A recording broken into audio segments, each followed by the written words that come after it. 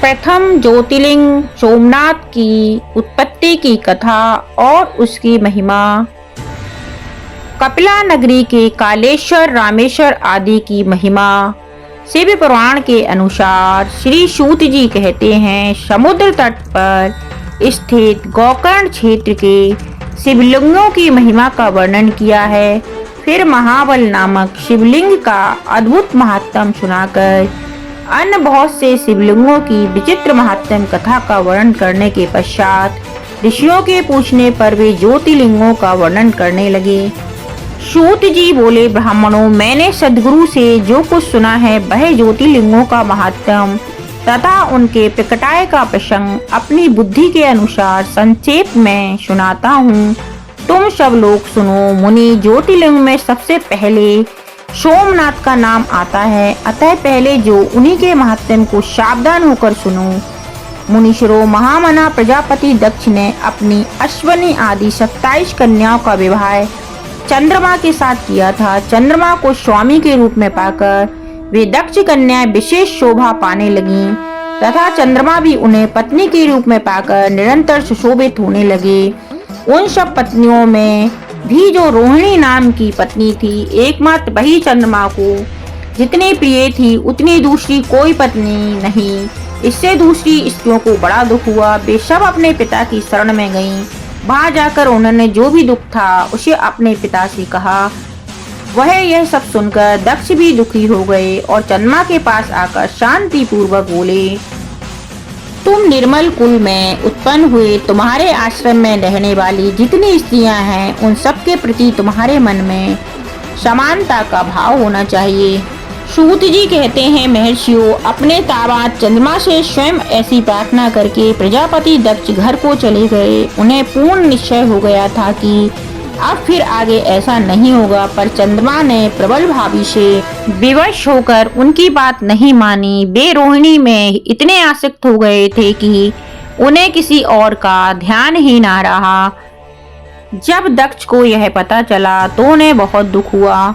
तब दक्ष ने पुनः प्रार्थना की, चंद्रमा सुनो, मैं पहले अनेक बार तुमसे प्रार्थना कर चुका हूँ, फिर भी तुमने मेरी बात नहीं मानी, इसलिए आज शाप देता हूँ कि तुम क्षय का रोग हो जाओ। सूत जी कहते हैं, दक्ष के इतना कहते ही क्षण भर में चंद्रमा क्षय रोग से ग्रस्त हो गए।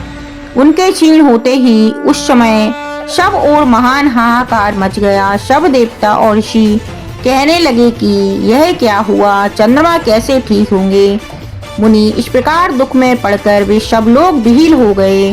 चंद्रमा ने इंद्र आदि सब देवताओं तथा ऋषियों को अपनी अवस्था से सूचित किया। तब इंद्र आदि देवता तथा वशिष्ठ आदि ऋषि ब्रह्मा जी की शरण में गए।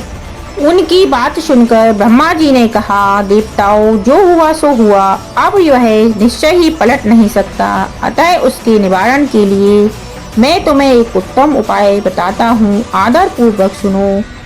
चंद्रमा देवताओं के साथ प्रभास नामक शुभ क्षेत्र में जाएं और वहां मृत्युंजय मंत्र का विधि पूर्वक अनुष्ठान करते हुए भगवान शिव की आराधना करें। अपने सामने शिवलिंग की स्थापना करके वहाँ चंद्रदेव नित्य तपस्या करें। इससे प्रसन्न होकर शिव उन्हें क्षय रहित कर देंगे। तब देवताओं तथा ऋषियों के कहने से ब्रह्मा जी की आज्ञा के अनुसार चंद्रमा ने वहाँ 6 महीने तक निरंतर तपस्या की।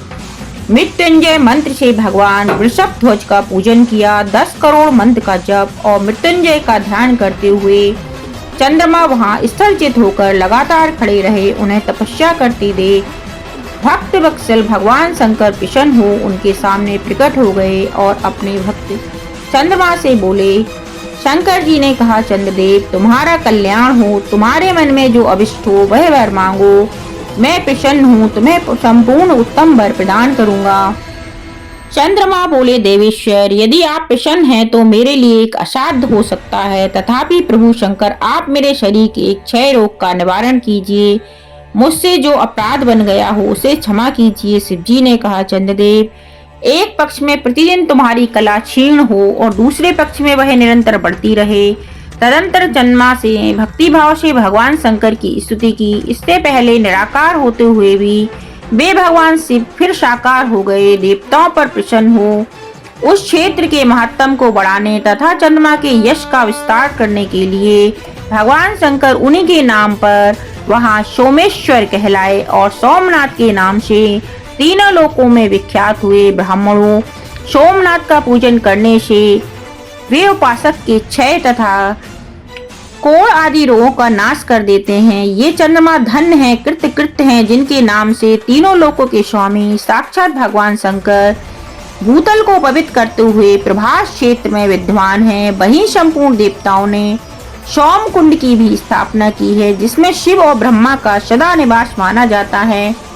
चंद्रकुंड इस भूतल पर पापनाशक तीर्थ के रूप में प्रसिद्ध है। जो मनुष्य उसमें स्नान करता है वह सब पापों से मुक्त हो जाता है। क्षय आदि जो असाध्य रोग होते हैं वे सब उस कुंड में 6 मास तक स्नान करने मात्र से नष्ट हो जाते हैं। मनुष्य जिस फल के उद्देश्य से इस उत्तम तीर्थ का सेवन करता है उस फल को सर्वथा प्राप्त कर लेता है, इसमें संशय नहीं है। चंद्रमा निरोग होकर अपना पुराना कार्य संभालने लगे। इस प्रकार मैंने सोमनाथ की उत्पत्ति का सारा प्रसंग सुना दिया। मुनीश्वरों, इस तरह सोमेश्वर लिंग का प्रादुर्भाव हुआ है। जो मनुष्य सोमनाथ के प्रादुर्भाव की इस कथा को सुनता अथवा दूसरों को सुनाता है वह संपूर्ण अवस्थ को पाता है, सब पापों से मुक्त हो जाता है। बोलो सोमनाथ ज्योतिर्लिंग की जय हो।